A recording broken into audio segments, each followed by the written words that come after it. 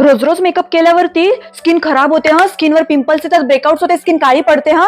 अगं चुप, कोणी सांगितलं हे चुकीची गोष्ट तुम्हाला? मेकअप केल्यानंतर तुझी स्किन प्रॉपरली नीट क्लिअर करणार नाही तर स्किन खराब होईलच ना. सगळ्यात पहिले मायसेलर वॉटर कॉटन मध्ये घ्यायचं, मेकअप असेल ना तो पूर्णपणे काढायचा, ना डोळ्यांना ना ओठांना काहीच ठेवायचं नाही. हे बघा, मेकअप तसाच ठेवून झोपायचं नाहीये, मग स्किन खराब होईल. झाली तर बोलायचं नाही की सेजल आमची स्किन खराब होते, स्किन ड्राय पडते, स्किन काळी पडते, स्किनवर पिंपल झाले, ब्रेकआउट झाले. मी सगळा मेकअप रिमूव्ह करून घेतलेला आहे. मी आता नॉर्मल वॉटरने फेस वॉश करून आलेली आहे. जे पण माझं मायसेलर वॉटर होतं ते क्लीन करून आलेली आहे एकदम छान पद्धतीने. त्याच्यानंतर मी घेणार आहे फेस वॉश आणि मसाज करायची आहे. फेस वॉश केल्यानंतर मी माझी स्किन हायड्रेटेड ठेवण्यासाठी सिरम यूज करते, व्हिटॅमिन सीचं नाईटला. नाईटला स्किन आपली रिपेअर होते म्हणून मी नाईटला सिरम आणि थिक मॉइश्चरायझर यूज करायचं प्रेफर करते. जे आपण रात्री थिक मॉइश्चरायझर यूज करते.